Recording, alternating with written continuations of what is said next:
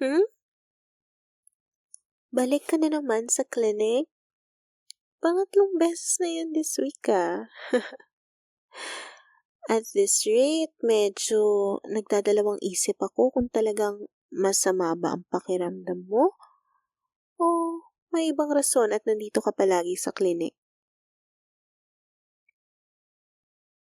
O halika na, itong bed na 'to may pangalan mo, oh. Humiga ka na rito. Pansin ko inaalalayan mo yung paa mo, eh.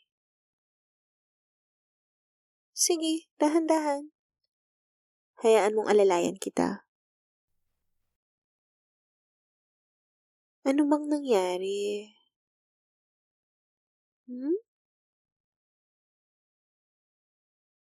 Natapilok ka? Ah, okay.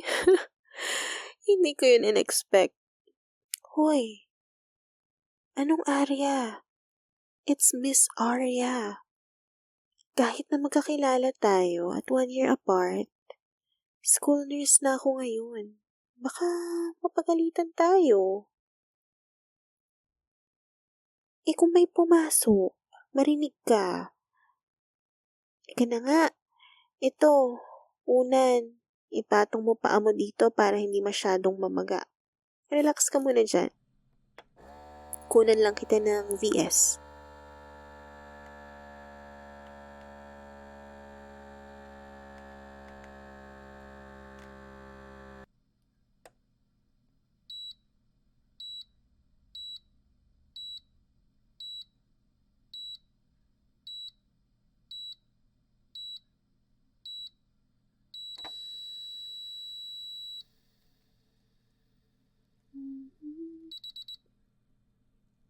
Okay? All normal? Ice compress lang ha. Sorry, medyo malamig talaga. Para mabawasan yung pamamaga. Siyempre. Wait, tawagin ko lang si Doc.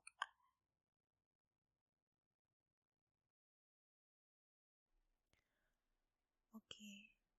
Sige po, Doc. Okay. Mhm. Okay. Sige po, Doc. Okay.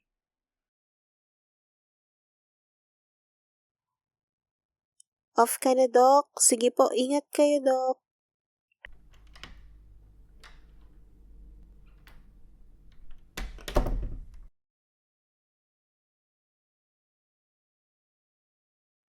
Oh, narinig mo naman, di ba? Injectionan lang kita ng gamot. I'm sorry. Alam kong takot ka, pero mas okay kasi to. Para mabawasan agad-agad yung sakit, tsaka yung pamamaga. After nito, baka antukin ka ha. Feel free to sleep dito. O, kwento mo na.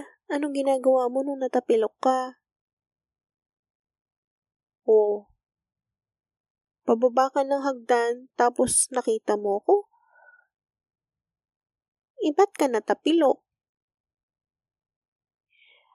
Ay, naku. Next time, tingnan mo yung dinadaanan mo. Huwag ako. Anong oras pa to? Ha? 1 hour ago pa yun na.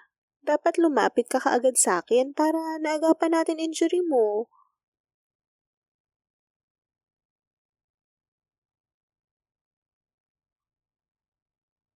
May kausap ako?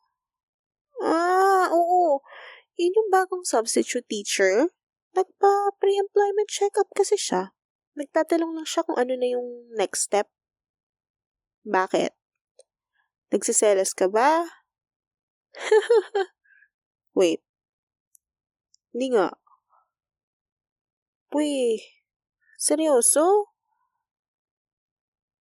Uy, ano ba? First time lang namin nun makita. Tsaka mag-usap. Tsaka kung naniligaw yun, mapapansin mo. Hello, isang bahay lang pagitan natin sa isa't isa. Ano, tatampo ka pa? May susunod na class ka pa ba? Huwag mo na pasukan. May ginawa ng med-surg si Doc. Tulog ka muna. Off ko na rin in a while. Ihahatid na kita sa inyo. Ayaw mo matulog? Okay. Anong gusto mong gawin natin?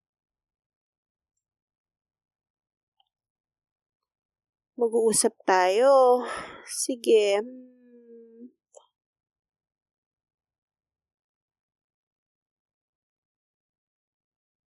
Oo. Hindi na tayo nagkakausap simula nung gumraduate ako. Sorry kasalanan ko yun. Naging busy ako at na-feel ko na dapat I have to act more professional. Kaya hindi ko dapat yata makipag-close sa mga students. Yun yung iniisip ko. Kahit na kilala ko naman yung iba sa inyo. Forgive me? Okay, sige. Anong kailangan kong gawin para mapatawad mo ako?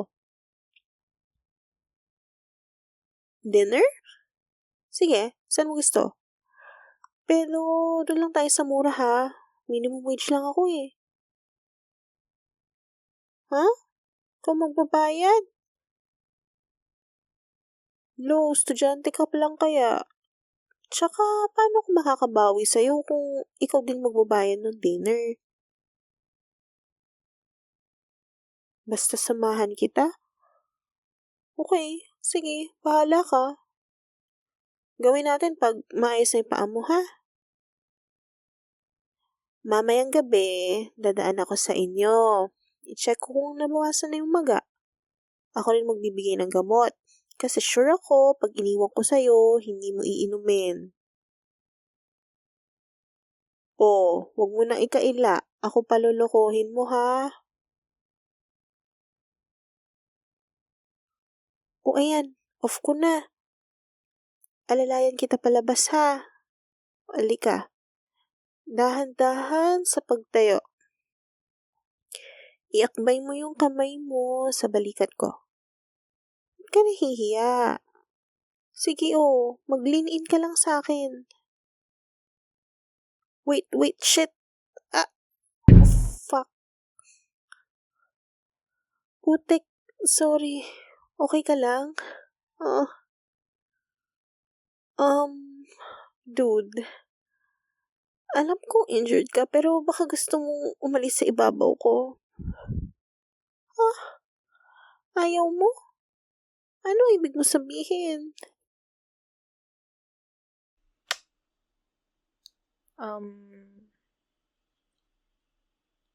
Hinalikan mo ba ako? Inulit mo pa. Wait. Anong nangyayari? You're trying to say na gusto mo ako? Pero, di ba kaibigan lang tingin mo sa akin? Narinig ko pinag-uusapan niyo dati ng mga barkada mo. Nung nagiinuman kayo, last year, dumaan sana ako para magdala ng pagkain sa bahay niyo. Pero, narinig ko kasi kayo So, umalis na agad ako. Sabi mo nun, kaibigan lang ang tingin mo sa akin.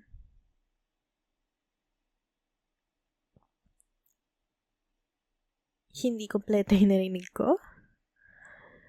Bakit? Ano ba yung sinabi mo pagkatapos?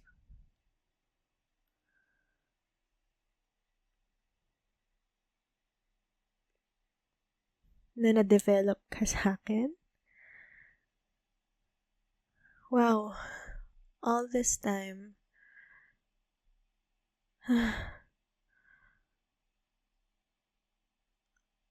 Bakit wala akong sinasabi?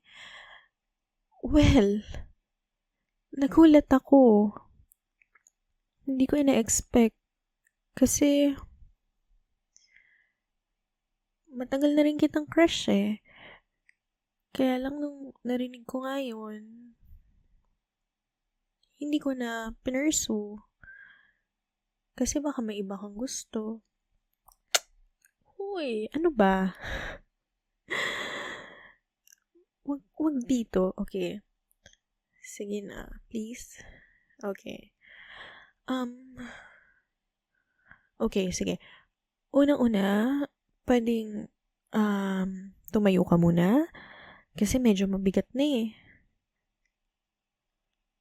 Okay, thank you. Pangalawa, uulitin ko. Gusto mo ako. At gusto rin naman kita. So, does this mean na tayo na?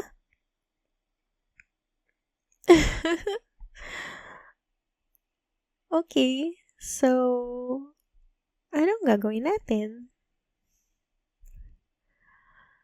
Magde-date. Saan?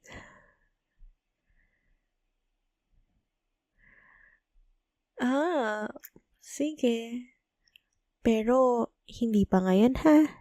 Nagpapagaling ka pa eh. Okay? Sige, alalayan na kita pa uwi. Ano na? Sa bahay na tayo mag-usap uli.